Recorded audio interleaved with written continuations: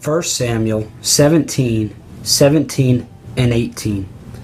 And Jesse said unto David his son, Take now for thy brethren an ephah of this parched corn, and these 10 loaves, and run to the camp to thy brethren, and carry these 10 cheeses unto the captain of their 1,000, and look how thy brethren fare, and take their pledge. This is the beginning of one of my favorite Bible stories here in the Scriptures. It's the story of David and Goliath. Now, I know I just read a couple verses that have nothing to do with David meeting Goliath, but it's really just a precursor to what is going to happen. And there's a truth that I want to give you from the Scriptures today. The story of David and Goliath is really one of the biggest underdog stories that are there.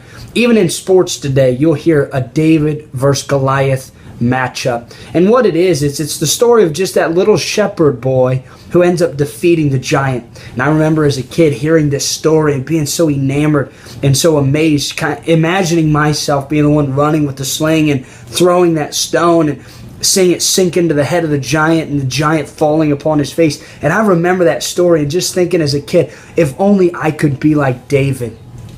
And sometimes we have a tendency to think about, us wanting to be like David. David, the giant slayer. David, the one who was that mighty man who stood up and wasn't going to let the armies of Israel and the God of Israel be defiled and cursed. And, the encouraging phrase he gives about, is there not a cause? And I stop and think about that. And I'm so amazed, and we're so driven to wanting to be that type of a person, to be a giant slayer, to be somebody who makes a big difference, to slay the giants around us and the wickedness, and to take a stand and be victorious. And as a kid, I remember thinking it would be pretty cool as a guy. Imagine him being there and cutting the head off the giant and, having his head there and thinking, what a trophy.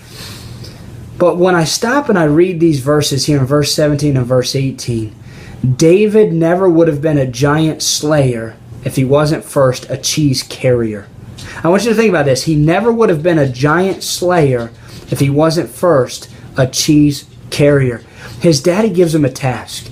And the task was this: hey, son, I want you to take the cheese and I want you to run it to the camp. Give it to the leader there. Give it to the captain. I'll give you some of this other bread and some other things that you need to carry. But I want you to run and I want you to get it there. But he would have never been put in the place if he wasn't simply obedient to his parent. If he wasn't obedient, doing the simple things. And what I want to get across to you today, and the challenge for you today, and the challenge even for myself, is this: let's not always be enamored with doing the big things for God. Like, one day I want to do this amazing big thing. I want you to dream big for God. I want you to have a moment in your life one day where you end up slaying giants, and not physically, hopefully, but being able to conquer some big things in life for the cause of Christ. But here's the challenge. You need to make sure you're faithful in the little things. Be someone who can be trusted to carry the cheese. Be willing to take some small tasks. Maybe talk to pastor. Maybe talk to somebody in authority and just say, hey, what are some things I can do for the cause of Christ now? Hey, maybe you could clean the bathrooms at the church. Maybe you could get some things set up and some things ready.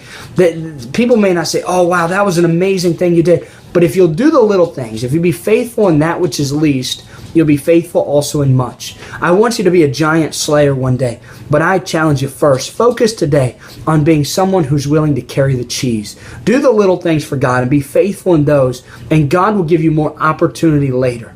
Be faithful serving Christ today. I love you and I appreciate you. Have a great day.